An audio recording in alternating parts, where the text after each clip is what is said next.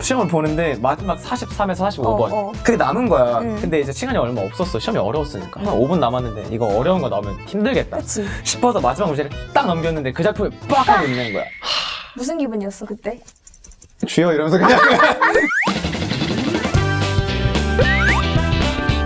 안녕하세요. 네, 여러분. 멘토들이 모여서 공부법을 이제 가르쳐 드리고 있는데 오늘은 수학에 이어서 저희 멘토 둘이 국어 공부법을 한번 국어. 들고 돌아왔습니다. 서울대학교 언론정보학과 1학번 장현우입니다. 반갑습니다. 안녕하세요. 저는 동양사학과 18학번 노무아입니다. 반갑습니다.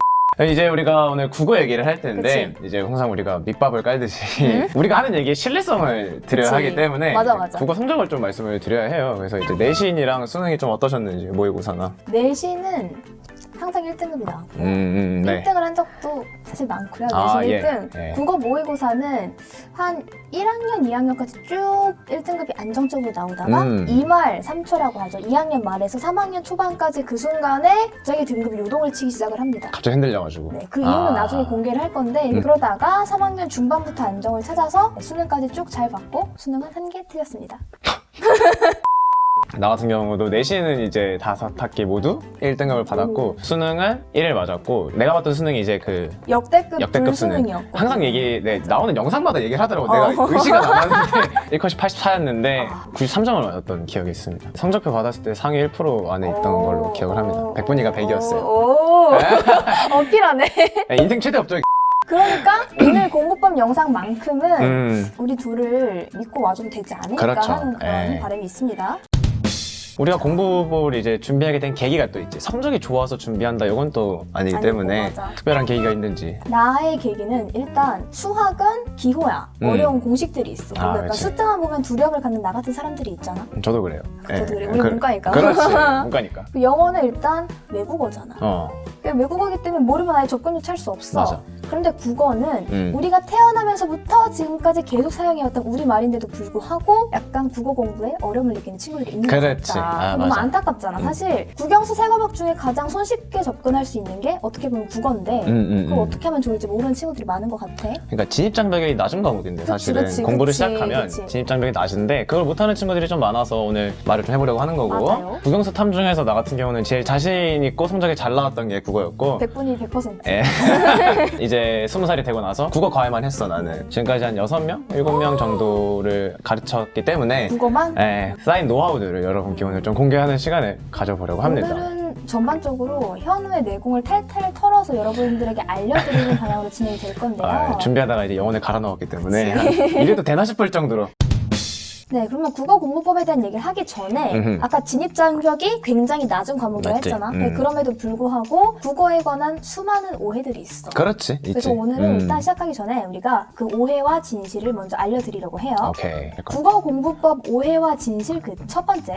그치. 가장 많이 물어보는 질문인데 국어는 타고나야 하나요? 솔직히 타고난 사람도 있죠. 그치. 수학이 타고난 사람이 있고 맞아. 영어 쪽에 이제 언어를 잘하는 사람이 있는가 하면 국어도 그런 사람이 있는 건 맞습니다만 맞아. 그러니까 수학보다 오히려 국어가 충분히 1등급을 노력으로 극복이 가능한 과목이다라고 생각이 들어요. 저는 타고났지만 그게 큰 영향을 주지 않는다라고 생각을 합니다. 타고나서 잘 버는 사람은 분명히 있어. 있지, 맞아. 근데 타고난 거 믿다가 공부 안 해 성적이 떨어지는 사람도 봤고 진짜 안 타고났는데 노력만으로 성적을 이렇게 올린 경우도 봤어. 그치. 그러니까 진짜 맞아. 성적 그래프가 이렇게 교차해서 나중에 결과가 완전히 달라지는 걸 봤기 때문에 타고나지 않아도 공부 충분히 잘할 수 있다. 본인은 타고났다고 생각해? 국어를? 나는 조금 타고났던 거야.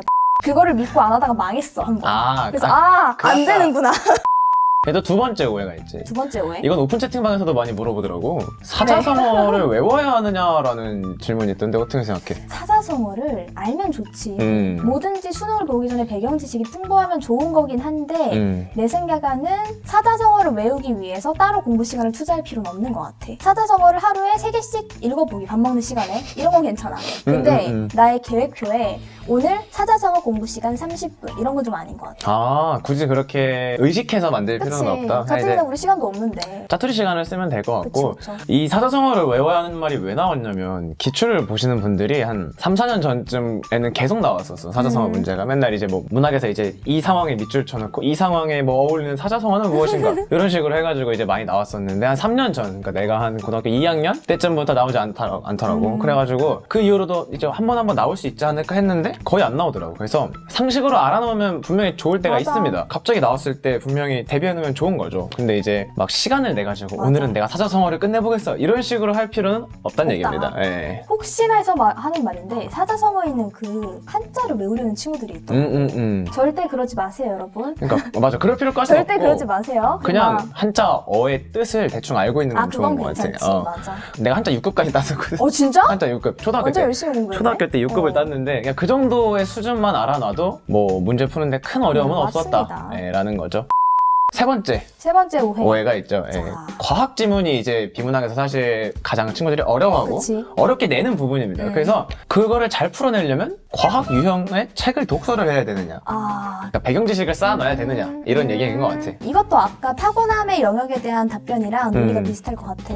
과학 배경 지식이 있으면 좋습니다. 좋지. 하지만 수능 국어 지문은 과학적 지식이 없어도 풀 수가 있어. 그렇기 때문에 나는 단지 이것만을 위해서 과학 독서를 하는 거는 약간 시간 낭비가 아닌가 그런 생각도 조금 있고. 과학 지문을 대비하기 위해서 과학 유형의 책을 읽어야 한다. 그러면 하루 종일 책만 읽어야 돼. 그래. 왜냐면 정답이야. 경제 지문 나오죠, 법 지문 맞습니다. 나오죠, 철학 지문 나오죠. 책을 몇 권을 읽어야 하는 건지 잘 모르겠어요. 근데 읽으면 분명히 도움이 되는 부분이 있죠. 뭐 예를 들어서 내가 어제 읽었던 과학책에 읽었던 부분이 오늘 모의고사를 보는데 지문에 똑같이 나왔어. 거의 로또 맞을 확률이라고 거의 할수 로또 있지. 맞은 거죠. 한 남들 15분 걸릴거 한 8분 만에 그쵸, 끝내고 그쵸, 넘어갑니다. 그쵸. 그거는. 근데 그럴 가능성은 현격히 낮고요. 일단. 네, 전 제로라고 봅니다, 솔직히. 그리고 그냥 책을 읽어 제끼는 거는 도움이 안 돼요. 솔직히 맞아. 말해서. 읽어 제끼면 안 돼. 그러니까 책을 읽을 거면 제발 이해하면서 읽으세요. 일단 맞습니다. 뒤에서도 제가 비문학 읽을 때 이해하라는 말을 말씀드리겠지만 책을 읽을 때도 이해하면서 만약에 어떤 과학 개념이 나왔다면 이 개념은 어디서부터 흘러나온 건지 그리고 이 개념은 어떻게 응용될 수 있는 건지 이런 부분들을 생각을 확장시키면서 읽어주셨으면 좋겠어요. 그리고 이제 아까 무한나가 얘기한 것처럼 모의고사와 수능의 국어 지문은요 기본적으로 국어 시험입니다. 그렇기 때문에 지구과학이나 물리 시험이 아니에요. 맞습니다. 그러니까 여러분이 과학에 대한 배경 지식이 없어도 충분히 문제를 풀 수 있도록 설계를 해줘요. 문제를 내는 분들께서. 안 그러면 그건 국어 시험이 아니고 불공평한 시험이 되기 때문에 그런 부분에 너무 무서워하지 마시고 배경 지식이 없어도 풀 수 있다. 다만 본인이 관심이 있고 정말 필요하다 싶을 때 하시면 되겠다라는 말씀을 드리겠습니다. 과학, 비문학 독서 지문 풀라고 독서를 할 필요는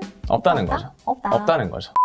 마지막 오해. 국어는 연계가 잘 안 된다는데 사실인가요? 이거는 저는 아니에요. 그러니까 수능 때도 경험을 했어요. 나는. 연계를 직접 느낀 거지? 아니 왜냐면 이제 수능 특강을 풀었어. 수능 특강 문학책에 어떤 작품이 있었냐면 이제 김인겸이라는 사람의 일동장휴가라는 작품이 있어. 그러니까 왜 이름을 기억하고 있는 데는 그만큼 기억에 남으니까 그치. 그랬지. 그게 심지어 우리 고등학교 3학년 1학기 내신 범위였어. 그러니까 열심히 공부를 했지. 근데 그 수능을 보는데 80분이잖아. 시험을 보는데 마지막 43에서 45번. 그게 남은 거야. 근데 이제 시간이 얼마 없었어. 시험이 어려웠으니까. 한 5분 남았는데 이거 어려운 거 나오면 힘들겠다 그치. 싶어서 마지막 문제를 딱 넘겼는데 그 작품이 빡 하고 있는 거야. 무슨 기분이었어 그때? 쥐어 이러면서 그냥 작품을 보지도 않고 그냥 문제 3개를 딱딱딱 풀고 끝냈던 기억이. 몇 분 걸렸어? 그거 푸는데 1분 안 걸렸습니다. 1분 안 걸렸다. 진짜 과장 안 하고 1분 안 걸렸습니다. 연계가 잘 안 된다는 질문에 충분한 답변이 된 것 같고 문학은 확실히 좀 그치? 되는 것 같아요. 근데 이 연계 방법에 대해서는 뒤에서 현우가 좀 더 자세하게 얘기해 줄 수 있을 것 같고 비문학 같은 것도 사실은 소재를 가지고 연계되는 경우가 좀 있어. 특허권과 관련된 지문이 이제 수능 특강에 나왔다고 합시다. 근데 그 특허권 같은 게 좀 다른 쪽으로 바뀌어서 세금 뭐 이런 식으로 연계돼서 나올 수 있다라는 게 이제 연계 포인트라고 보시면 되겠습니다. 우리 장현우 선생님 말씀을 요약을 해보자면 국어 연계 분명히 됩니다. 됩니다. 오케이. 네, 됩니다. 그러면 본격적인 국어 공부법에 대해서 얘기를 해보기 전에 우리가 중고등학교 때 어떻게 공부를 했는지에 대해서 한번 자세하게 얘기를 해보면 좋을 것 같아요.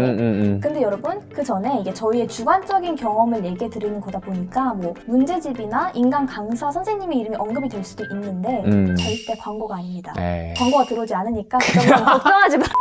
국어 공부에 크게 두 축이 있지. 내신이 있고 수능이 있는데 그렇지. 우리는 일단 국어 공부의 근간이라고 할 수 있는 수능, 즉 모의고사 공부에 대해서 한번 얘기를 해볼 거야. 그렇지. 현우가 굉장히 과외 경험이 많잖아. 중학생부터 고등학생까지 다양하게 한 걸로 알고 있는데 중학생별, 고등학생별 이상적인 과외 커리큘럼 공부법이 있을까? 내 경험부터 좀 얘기를 해보자면 나는 한 중학교 2학년 때부터 크게 보면 비문학 준비를 했다 뭐 이런 식으로 얘기를 할 수 있을 것 빨리 같아. 했구나. 그리고 이제 중3에서 고1 넘어가는 겨울방학 때 문법하고 문학 공부를 이제 시작을 했던 것 같아. 비문학 같은 경우는 참하고도라는 출판사에서 나왔던 중2 비문학 독해 연습, 그다음에 그걸 끝낸 다음에 중3 고1 비문학 독해 연습이라는 책을 했었어. 근데 이 책을 쓸 때 핵심은 문제를 맞추겠다가 아니야. 무조건. 왜냐면 내가 아직 수능을 보기까지 4, 5년이 남은 상황이잖아. 근데 내가 지금 문제를 잘 맞춰봤자 이건 소용이 없는 거거든. 그치. 그래서 그 문제집을 쓸 때 어떻게 했냐면 문단이 나눠져 있잖아. 그래서 그 문단에 가나다라 말을 붙여놓고 가에서는 무슨 얘기를 하는지 나에서는 무슨 얘기를 하는지 한 문장 정도로 요약을 하려는 과정을 거쳤어. 그 요약을 하면서 그 구조를 익힌 거구나. 그치. 너가. 그러면서 글과 친해지고 보통 사람들이 글을 얘기할 때 어떤 식으로 글을 시작하고 이야기하는가.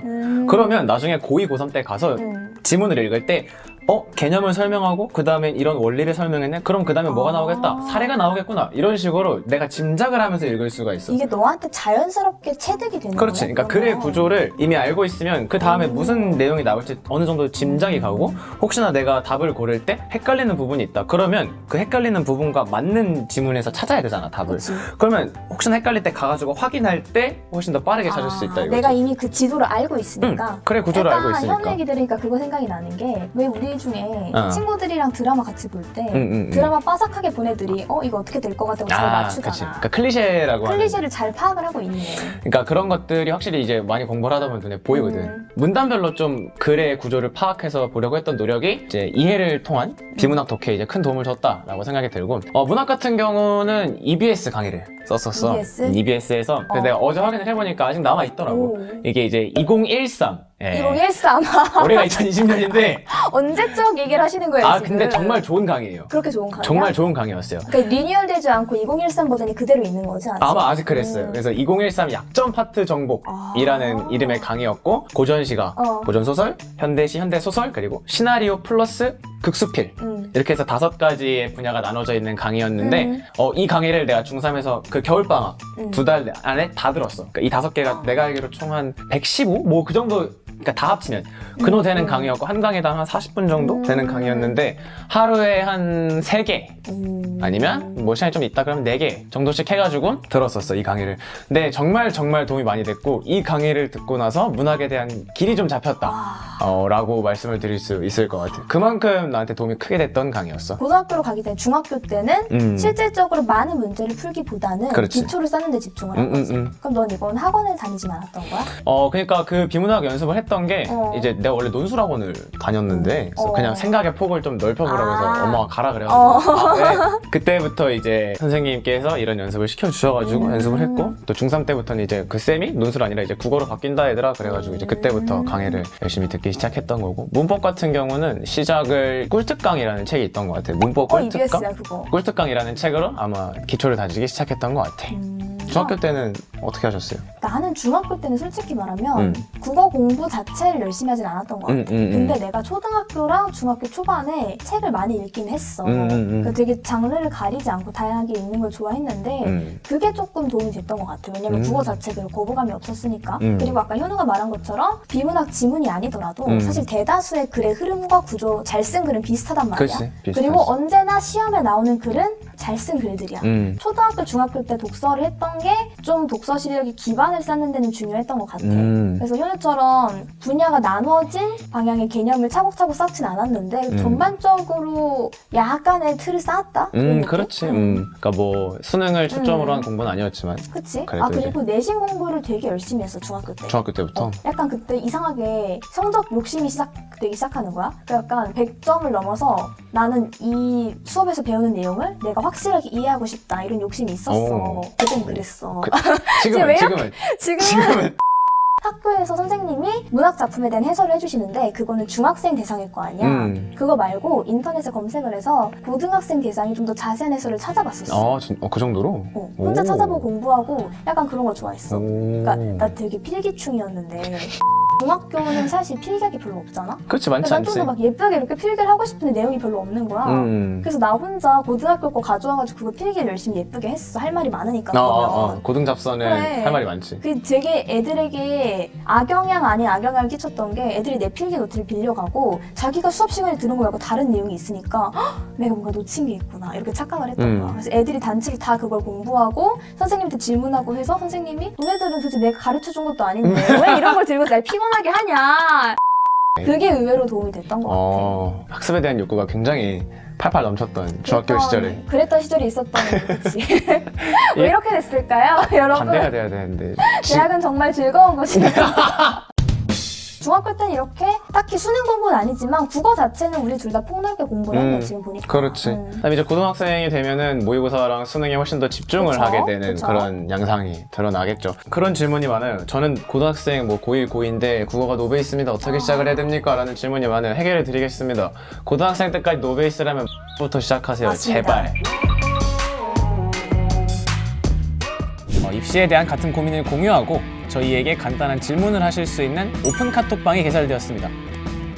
어떻게 들어가냐? 핸드폰 들어보세요.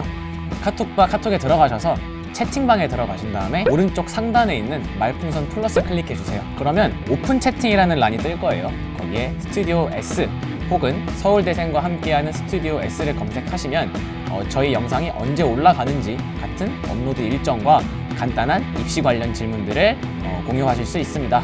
자세한 설명은 아래 설명란을 참고해주세요.